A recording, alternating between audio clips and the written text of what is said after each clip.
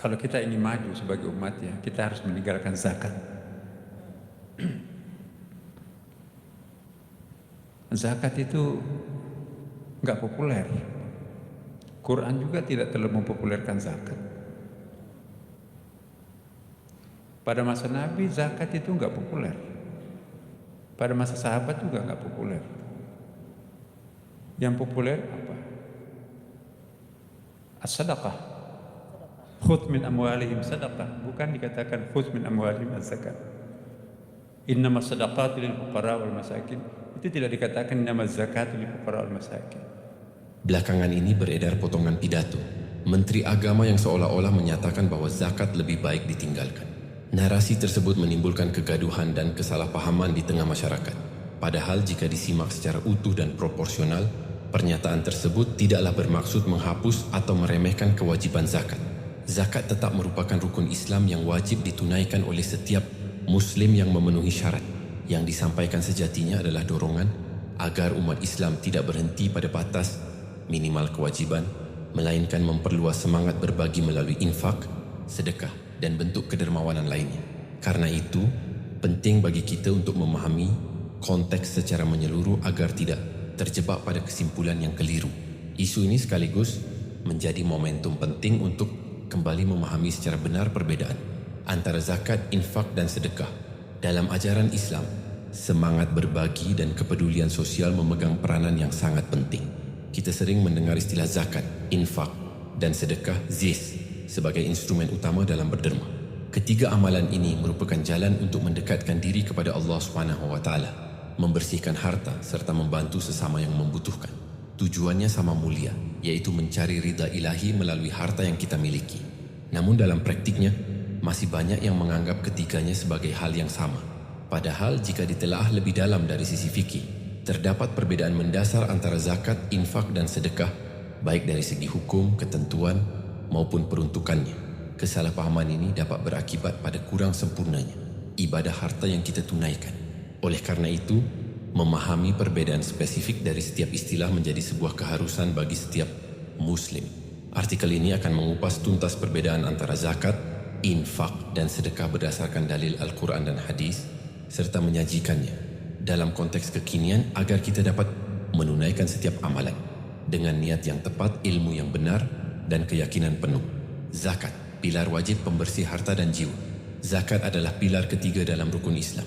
Secara definitif, zakat merupakan sejumlah harta tertentu yang wajib dikeluarkan oleh seorang Muslim dan diberikan kepada golongan yang berhak menerimanya mustahik apabila telah memenuhi syarat-syarat yang telah ditetapkan. Karena hukumnya wajib, meninggalkannya adalah dosa. Fungsi utama zakat adalah untuk menyucikan harta dan jiwa, tazkiyah, dari sifat kikir dan cinta dunia yang berlebihan. Dalil kewajiban zakat. Allah SWT berfirman dalam surah At-Taubah ayat 103, خذ من أموالهم صدقة تطهرهم وتزكيهم بها وصل عليهم إن صلاتك سكن لهم والله سميع عليم. خذ من أموالهم صدقة تطهرهم وتزكيهم بها وصل عليهم إن صلاتك سكن لهم والله سميع عليم. Artinya, ambillah zakat dari sebagian harta mereka. Dengan zakat itu kamu membersihkan dan menyucikan mereka dan berdoalah untuk mereka. Sesungguhnya doa kamu itu menjadi ketentraman jiwa bagi mereka. Dan Allah Maha mendengar lagi Maha mengetahui. Ketentuan utama zakat. 1. Teruk, ada batas minimum. Harta, nisyab, dan periode kepemilikan whole. 2. Penerima spesifik.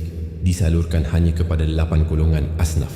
Sebagaimana disebutkan dalam surah At-Taubah ayat 60. Artinya, sesungguhnya zakat itu hanyalah untuk orang-orang fakir, orang miskin, amil zakat yang dilunakkan hatinya mualaf, untuk memerdekakan hamba sahaya, untuk membebaskan orang yang berhutang, untuk jalan Allah dan untuk orang yang sedang dalam perjalanan sebagai kewajiban dari Allah.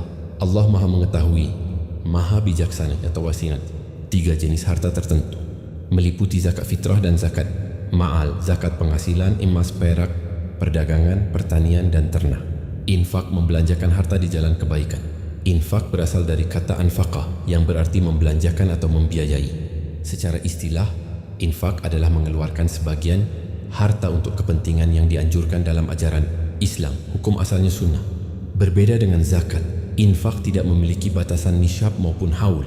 Seorang muslim dapat berinfak kapan saja, dengan jumlah berapa saja sesuai kemampuan dan keikhlasan. Dalil keutamaan infak.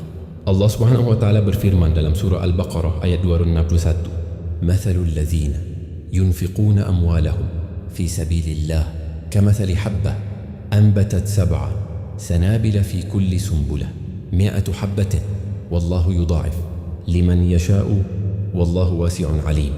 Artinya, perumpamaan orang yang menginfakkan hartanya di jalan Allah seperti sebutir biji yang menumbuhkan 7 tangkai.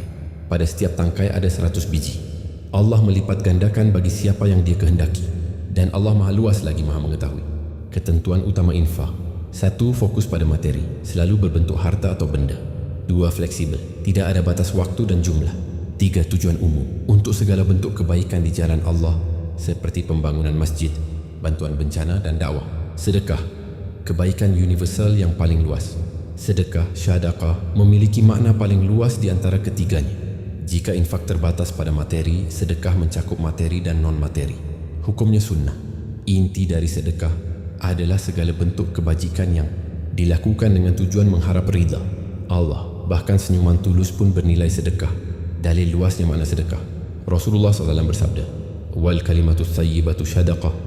Dan perkataan yang baik adalah sedekah. HR Muslim. Dalam hadis lain, senyummu di hadapan saudaramu adalah sedekah bagimu. HR Tirmizi. Ketentuan utama sedekah: 1. Materi dan non-materi, uang, barang, ilmu, tenaga, nasihat, hingga senyuman. 2. Sangat fleksibel, tidak terikat jumlah dan waktu. 3. Penerima universal, bisa diberikan kepada siapa saja. This di era modern.